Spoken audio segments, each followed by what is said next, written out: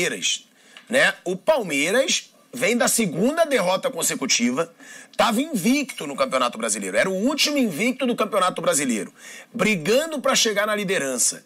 E aí numa rodada, né, numa semana decisiva, o Palmeiras perde para o Bahia do jeito que perdeu, não jogou muito bem. O Bahia também não jogou muita coisa, não ameaçou o gol do Palmeiras. Agora, numa ameaça, fez o gol ali nos acréscimos e saiu com a vitória. Aí contra o Botafogo, o Palmeiras foi mal? Não, também não foi muito mal, mas perdeu chances, perdeu inclusive o pênalti que teve com o Rafael Veiga. É preocupante a fase do Palmeiras. O Mauro já levantava que a defesa do Palmeiras era pior do que na temporada passada. Isso o Mauro vem falando já desde algum tempo. E agora a gente vê um ataque também com erros nas finalizações. É preocupante ou não? É normal, é do jogo, o Palmeiras também não seria invicto até o final do Campeonato Brasileiro. Boa tarde, Pilhado, boa tarde aos colegas. Não, imaginar que alguém fosse terminar o Campeonato Brasileiro invicto é uma utopia, né? Isso não existe mais no Brasil, aliás, há muito tempo. O único campeão invicto, salvo engano, foi o Internacional de 79, 44 anos atrás. O Palmeiras não perdia 2 jogos em sequência no Campeonato Brasileiro, aliás, desde 2021, não só no Campeonato Brasileiro, mas todas as competições reunidas, né? E é claro que também a gente falava que quando isso acontecesse no Palmeiras, crise. É óbvio que não é uma situação de crise, mas deixa alguns alertas acesos. Eu chamo a atenção já há algum tempo para o fato de que alguns atacantes do Palmeiras em 2023 não se encontram tão bem. É só ver, por exemplo, quantos gols cada um deles fez, né? O Dudu está muito abaixo do normal, fez alguns grandes jogos, é verdade, como na final do Campeonato Paulista, mas foi o único grande jogo dele naquele Campeonato Paulista. Depois ele oscilou, fez um outro bom jogo no Campeonato Brasileiro. O Rony também. O Rony claramente viveu um 2022 melhor que o atual. O Veiga começou muito bem a temporada, mas ontem, por exemplo, não atuou bem. Agora, veja, eu acho que alguns alertas ficam, mas é claro que é evidente também que está muito longe de ser terra enfim, arrasada. Eu acho que, falei ontem aqui, que o Palmeiras ele vive um ciclo agora em 2023. O Palmeiras tem que tomar cuidado. E veja, repito, o Palmeiras está muito vivo em todas as competições. Se ganhar do Bolívar no meio de semana, fecha essa fase da Copa Libertadores com a melhor campanha. Se empatar, ele se complica um pouco, porque vai virar como segundo, mas tem a chance de ser melhor de novo entre os 32. O Palmeiras avançou na Copa do Brasil, foi campeão paulista, venceu a Supercopa, enfim. O Palmeiras vai alcançando todos os objetivos até aqui, menos o Campeonato Brasileiro, quando se imaginava fosse estar um pouco mais à frente. Agora, o Palmeiras tem que tomar cuidado para não correr o risco de cair naquela questão que envolveu o Corinthians de 2013 e até mesmo o Grêmio de 2019. O que é? É o elenco ser mantido, com poucas alterações, e é o técnico estabelecer uma relação de excessiva cordialidade, de gratidão com alguns jogadores que o levaram a ganhar muitas competições. Isso é natural do ser humano. Só que, veja, esse também é o primeiro momento em que o Abel Ferreira, um técnico ainda jovem, de carreira curta, se vê diante dessa questão de olhar para um elenco, porque ele está começando a carreira praticamente agora, né?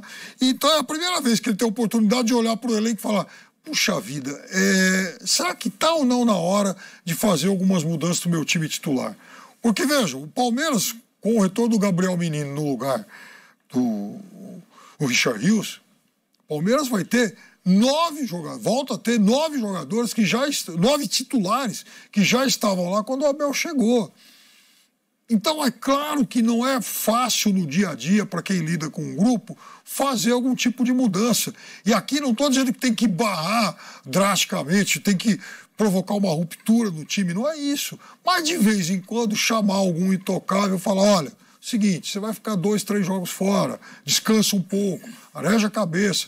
Enquanto isso, a gente cria outras alternativas, outras soluções para um jogo complicado. Então, talvez esse seja o momento desse ponto de inflexão. Agora, Uma coisa que o Flávio chamou atenção ontem, né, para a campanha do Botafogo agora e o Corinthians 17, a gente sempre estabelece esse paralelo. Ô Flávio, você sabe que em 2017 o vice-líder e o terceiro colocado têm a mesma pontuação que tem hoje, 23 e 22. É que o Corinthians tinha desgarrado um pouquinho mais, 32 a 30 do Botafogo. Mas o fato é que a margem, como naquele momento, já é muito confortável. Agora, Flávio Prado, você ontem, a gente teve essa discussão, eu acho que está longe do Luiz Castro ser o melhor treinador do futebol brasileiro no ano.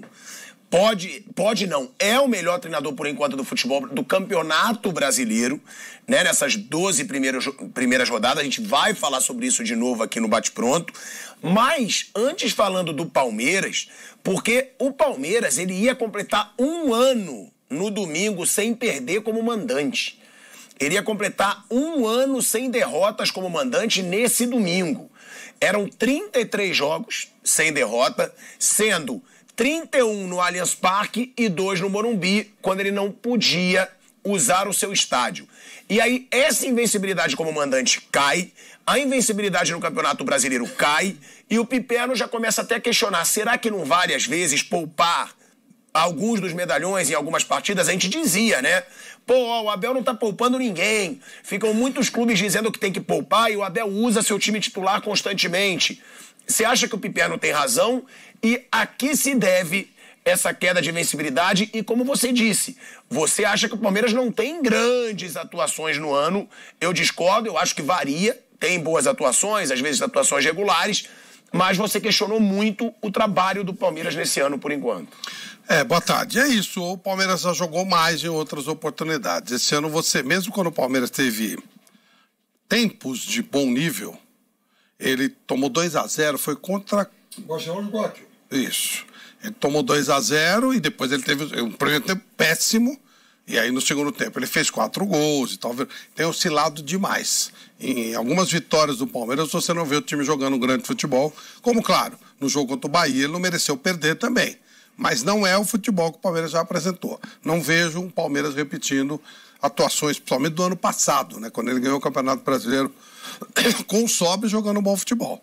Esse ano é um Palmeiras abaixo. Até no Campeonato Paulista, que ele jogou sozinho, ele conseguiu perder do Água Santa no primeiro jogo, dando susto, e depois voou, lógico, né? Não tinha como discutir isso. Mas eu acho que é um Palmeiras abaixo do que já produziu, abaixo do que já jogou. Isso acontece com muitas equipes do mundo. O Guardiola fala muito na síndrome do terceiro ano, né? Que é mais complicado. Mas, de qualquer forma, o que o Piperno falou é interessante. De repente, talvez seja um momento de fazer tirar um pouquinho. O Palmeiras não ficou tão refém assim dos seus grandes jogadores. Ele foi mudando, né? Já na primeira safra ele tirou o Jailson, tirou o Felipe Melo, tirou o William Bigode. Ele está fazendo a renovação. Mas talvez precise apertar um pouco mais nisso, que não sei se o Abel vai conseguir tirar dos jogadores o que já conseguiu. É muito cedo para falar isso. Mas a princípio fica um sinal de alerta. 8 pontos do Botafogo, se olha um elenco e olha o outro, não tem explicação. Você está tão longe do líder do campeonato, né? O Palmeiras deveria ser o líder. Está 8 atrás em 12 rodadas. É muita coisa para muito pouco tempo de campeonato. Agora, Mauro César Pereira, a gente teve essa discussão ontem, né? O Flávio Prado disse aqui, o Luiz Castro é o melhor treinador em atividade no futebol brasileiro nesse ano. E eu, né, com o meu jeito mais emotivo, fiquei meio revoltado. Sei lá, emotivo. Xarope pode ser também. Agora, eu acho que foi um absurdo o que ele falou. Eu acho ainda que é o Abel Ferreira, o melhor treinador em atividade no futebol brasileiro. Agora, por quê? Porque o Luiz Castro, o começo de ano do Botafogo foi muito ruim. O Botafogo não classificou para a semifinal do Campeonato Carioca. Foi o Volta Redonda. O Botafogo teve que disputar a Copa Rio para ter uma vaga na Copa do Brasil. Querendo ou não, o Palmeiras passou na Copa do Brasil e o Botafogo foi eliminado. Estava vencendo por 2-0 na Arena da Baixada e sofreu uma virada para 3-2 do Atlético Paranaense. Depois venceu no Rio, mas perdeu nos pênaltis. É um ano sensacional do Botafogo agora, sim. Porque nenhum torcedor do Botafogo imaginou ser líder do Brasileirão com 8 pontos de vantagem. Mas é um exagero do Flávio Prado dizer que o Luiz Castro é o melhor treinador do futebol brasileiro no ano? Ou você concorda? Eu tô errado. Eu só não entendo por que vocês estão discutindo isso agora. O ano chegou na metade. Qual é a relevância de dizer que ele é melhor ou pior? Foi o Fernando Diniz no momento, foi o Abel outro momento, agora o Luiz Castro, amanhã apareceu o Sampaoli, mas apareceu o Diniz, ele foi numa hora que não era mais difícil. O Luiz Castro está sendo na hora mais difícil, que é o brasileiro, na minha opinião. O Luiz Castro não joga Libertadores, o Diniz está jogando Libertadores. Meteu 6 no River Plate. Ganhou do Flamengo de 4-1 na final do Carioca, depois de perder por 2-0. Agora está mais embaixo, está recuperando. O Luiz Castro foi eliminado pelo Atlético Paranaense, você lembrou aí agora? Eu acho que no final do ano a gente vê isso. Agora, tem momentos de um, de outros. Uma hora é um, outra hora é outro. Isso vai mudando a cada instante. Não acho... Daqui a pouco vai ser o Luiz Castro na seleção. Era o Diniz. Mas você acha que já dá para classificar o Luiz Castro como um grande treinador? Não. No futebol brasileiro, ainda não ganhou campeonato nenhum, não fez nenhum. Ele está tentando escrever uma história. Eu não sei o que vai acontecer. Se ele vai ficar.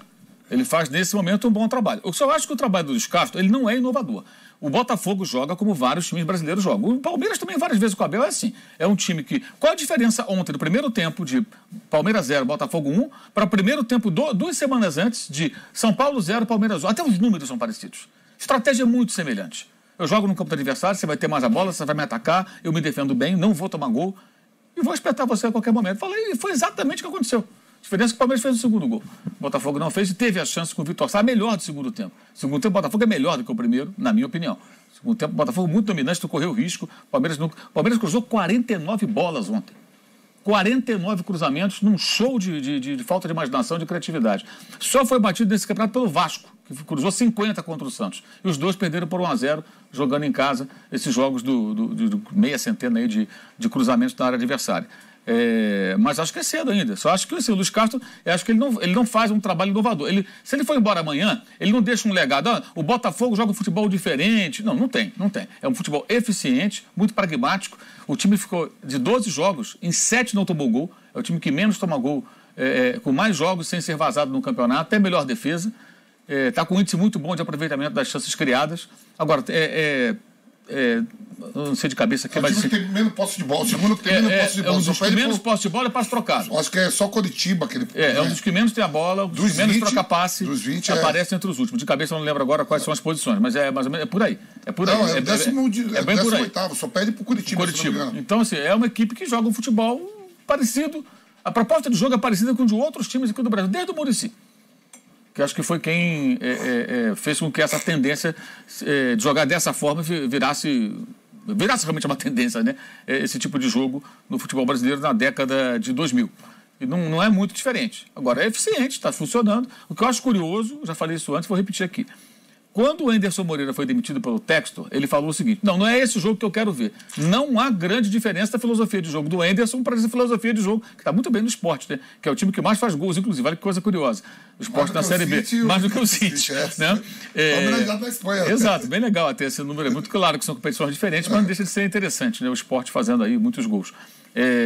Mas eu não vejo tanta diferença da proposta de jogo, da filosofia, do que o Anderson pregava no Botafogo, no momento de time mais fraco, sem reforços e tudo mais, para o que o Luiz Castro coloca. Eu não estou aqui dizendo que o Luiz Castro faz um bom trabalho, nada disso.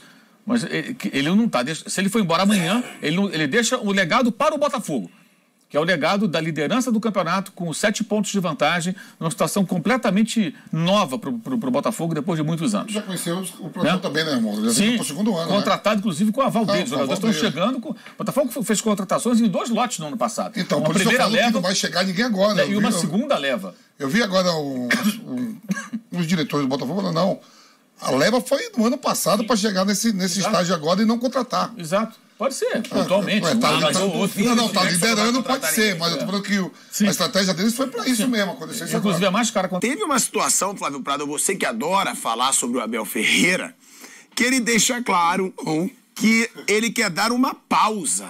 Isso aí assustou o torcedor palmeirense. Porque é o que eu falo, né? Eu já ia falar. É diferente do discurso quando ganha, né? Eu nunca vi quando o Palmeiras ganhou o Abel Ferreira falar, pelo contrário, ele sempre falou: eu tô feliz onde eu tô, aqui eu tenho um grupo, tô satisfeito com o meu grupo, tô satisfeito com a diretoria. Mas dessa vez o Abel Ferreira falou sobre uma pausa que mexe aí com o torcedor palmeirense. É óbvio que o torcedor palmeirense fica tenso de saber que o seu treinador pensa numa pausa após o final do contrato, em 2024. A gente sabe que o Palmeiras É o que a gente fala, o Filipão chegou a se aposentar e voltar por causa de uma boa proposta financeira. É óbvio que o Palmeiras vai oferecer o mundo pro Abel Ferreira continuar. Mas ele falou aí sobre uma possível pausa depois do fim do seu contrato em 2024. Vamos colocar aí a declaração do Abel Ferreira. E eu sou responsável por aquilo que digo, não por aquilo que os outros escrevem. Por aquilo que eu digo, eu sou responsável por aquilo que eu digo. E o seu colega fez uma pergunta. Eu disse, eu tenho contrato até 2024 e quando eu cheguei aqui, quando renovei, tenho uma intenção, é ir até o final do meu contrato. É isso, essa é a minha intenção. E tenho, também já disse, tenho um plano e vou fazê-lo. Pode ser de duas maneiras. Ou mandarem-me embora, que é o mais comum no futebol. Pode acontecer, a presidente ter que me mandar embora, e aí faz parte do jogo. Ou então, quando chegarmos em 24, eu fazer a minha pausa merecida, porque os meus pais merecem. O que o filho do Telan Santana escreveu me faz refletir, porque... é verdade o que ele disse, é muito intenso, aqui é muito intenso, é muitos jogos, vocês são exigentes, para não dizer, a imprensa aqui é uma imprensa exigente, uma imprensa pesada, e que também é bom para nos fazer crescer a nós enquanto treinadores, e como disseste muito bem, sou um jovem, não é? Eu disse isso à minha filha, eles começaram a dizer, um jovem de 44 anos, pai, tu não és jovem. Mas é como te disse, eu sou muito de estar onde quero, estar onde sou feliz, estar onde as pessoas me respeitam e não vou alterar aquilo que eu te disse. Gosto muito deste clube, gosto muito destes jogadores. Como disse ao teu colega, queria muito hoje no final deste jogo, porque eu fui jogador e sei do quanto tentaram, do quanto quiseram ir dar um abraço ao Veiga, que normalmente nos faz golos, e esse foi o momento que, se ele faz esse golo, nos mete no jogo outra vez e nos permitia entrar outra vez no jogo, mas infelizmente não deu. Mas fica aqui se eu pudesse faria isso, era dar-lhes um abraço de amor, carinho, de afeto, porque realmente esta rapaziada, eu sei quanto eles trabalham, sei quanto eles se dedicam, por isso é que eu vos disse aqui várias vezes, não vamos ganhar sempre, mas vamos lutar sempre para ganhar, como foi hoje, do primeiro ao último segundo. O resto é um conselho que eu vos dou a vocês e a mim também, é viver um dia de cada vez. E essa é uma frase que não é minha, mas que eu tenho muito, que é ser dono da minha alma e capitão do meu destino, porque eu faço aquilo que eu quero, e se tiver que dizer não, é não, se tiver que dizer sim, é sim, e movo-me por convicções. Foi isso que me fez vir para o Brasil, foi isso que me fez para vir para o Palmeiras, e vamos continuar juntos, seguramente. Olha aí, Piperno, também vou passar para o Mauro, para o Flávio, não, primeiro para o Flávio, né, que você sempre fala das declarações do Abel, e o que chama mais atenção tenho um plano e vou fazê-lo. Pode ser de duas maneiras: me mandarem embora, que é o mais comum no futebol. Pode acontecer a presidente me mandar embora e faz parte do jogo. Ou então, quando chegarmos em 24, eu fazer minha pausa merecida, porque meus pais merecem. E ele ainda fala sobre o que ele leu do filho do Tele Santana, né, que provavelmente deve ter falado que teve pouca convivência com o pai, porque é um trabalho muito intenso.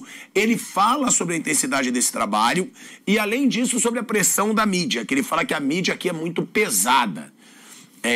Cobra muito, e que é até bom, mas que é pesada. Agora, não é o primeiro, né? Mas também não é o primeiro. E às vezes tem uma decisão e muda com uma proposta financeira. A gente já viu o Tite, agora está querendo um tempo para ter esse repouso. Bom, semana passada. A gente teve o Cuca também pedindo repouso por causa da sua vida pessoal, que precisava resolver problemas pessoais. A gente teve o Filipão, mas aí ele voltou. É o que eu tô falando. Aí volta. Ele parou e voltou. É isso. Que parou. Realmente... Você acha que o Abel realmente vai dar essa pausa? Ou é uma declaração midiática? Porque ele sabia que isso poderia repercutir. Porque eu acho difícil o Abel parar. 2024, uma pausa, tudo bem. O Abel vai ter 45 anos. Eu acho que ele até pode ter planejado isso, como o Guardiola também planejou ficar 3 anos em cada time e estar um tempão lá no City. Nessa altura, pelo projeto do Guardiola, que está no livro dele, ele já teria parado. Ele teria disputado a última Copa do Mundo com uma seleção média e parado. A vida é muito dinâmica, né? Tem uma frase, ele citou uma frase aí que ele gosta muito, eu vou citar uma do John Lennon, que é meio que um balizamento de vida. A vida é aquilo que acontece enquanto você está planejando o que fazer da vida. Então, ele planejou, mas não sabe o que vai acontecer, né? Tá, ele está planejando parar daqui a 2 anos. Parar não, dá uma pausa. Não, dá uma pausa. Aí, não, vou dar uma pausa. Aí, de repente, ele dá uma pausa e toca o Florentino Pérez e fala, Abel, você quer vir dirigir o Real Madrid? Dá para o cara se conter? Eu não estou dizendo que não, pode ser que sim. Ou a própria Leila fala, escuta, ó, tem uma chance. Enfim, a vida ela não é assim tão matemática, né? Mas eu até acredito que ele, nesse momento, está pensando em dar um tempo mesmo, sim. Mas daí a executar... A gente, olha a sua vida, a minha, de qualquer um de nós aqui, que a gente planejou e o que está acontecendo. Então, pode ser que nesse momento ele esteja planejando mesmo, mas daí a realizar... Mas se realizar também é ótimo. É bom quando você planeja e consegue fazer aquilo que você... Mas é difícil, a vida não funciona muito assim, não. Agora... Muito obrigado por assistir o nosso vídeo. Se você gostou, então não se esqueça de inscrever no canal e deixar o seu like, para ficar por dentro sobre o mundo do futebol e ajudar para o crescimento do canal, para produzirmos mais vídeos para você que é amante do esporte.